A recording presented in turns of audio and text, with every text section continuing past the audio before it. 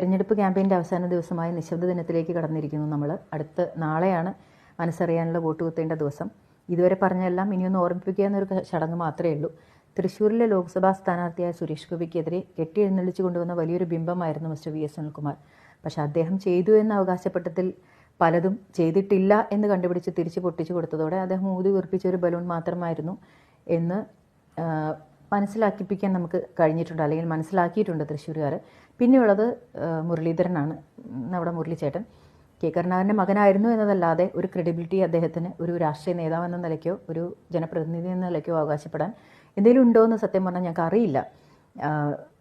ഇത് ചെയ്തില്ല എന്ന് പറയാൻ അവർ എന്തെങ്കിലും ചെയ്തു എന്ന് പറഞ്ഞാലല്ലേ നമുക്കത് ചെയ്തില്ലല്ലോ എന്ന് ചോദിക്കാൻ പറ്റുള്ളൂ. അതിന് പോലും ഒരു ക്ലൂ ഇട്ട് തരാൻ, അല്ലെങ്കിൽ നമ്മൾ അന്വേഷിച്ചാൽ പോലും കണ്ടെത്താവുന്ന രീതിയിൽ മുരളീധരൻ എന്ന വ്യക്തി, ഒരു രാഷ്ട്രീയ നേതാവ്, ഏതെങ്കിലും ഒരു നാടിനു വേണ്ടി ഇതിനു മുമ്പുണ്ടായിരുന്ന വടകരയിലാവട്ടെ അല്ലെങ്കിൽ നമ്മുടെ നാട്ടിലാവട്ടെ ചെയ്തതായി അല്ലെങ്കിൽ അവർ പോലും അവകാശപ്പെടുന്നില്ല. കോൺഗ്രസ്സുകാരുടെ രാഷ്ട്രീയ ക്യാമ്പയിനിങ്ങിൽ മുരളീധരൻ്റെ ക്രെഡിബിലിറ്റി എടുത്തു പറഞ്ഞുകൊണ്ടുള്ള ഒരു സംഭവം നമ്മളെവിടെയും കണ്ടിട്ടില്ല. അവർക്ക് തന്നെ അതിനുള്ള ആത്മവിശ്വാസം ഇല്ലായ്മയോ അല്ലെങ്കിൽ കണ്ടുപിടിക്കാനുള്ള ബുദ്ധിമുട്ടാണോ എന്ന് നമുക്കറിയില്ല.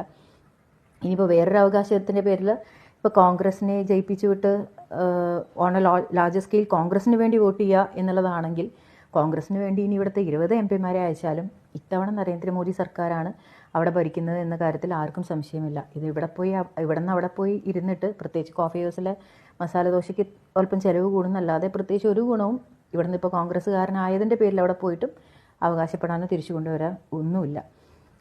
ഇപ്പോൾ നമ്മൾ തൃശ്ശൂരുകാർ നോക്കേണ്ടത് നമ്മുടെ ഒരു ജില്ല എന്ന നിലയ്ക്ക് ഓൺ എ ലാർജ് സ്കെയിൽ നമുക്ക് എന്ത് ഗുണം കിട്ടും എന്ന് പ്രൂഫുള്ള, പ്രവർത്തിച്ച ഒരു രാഷ്ട്രീയ നേതാവിനെ തിരഞ്ഞെടുക്കുക എന്നുള്ളത് മാത്രമാണ്.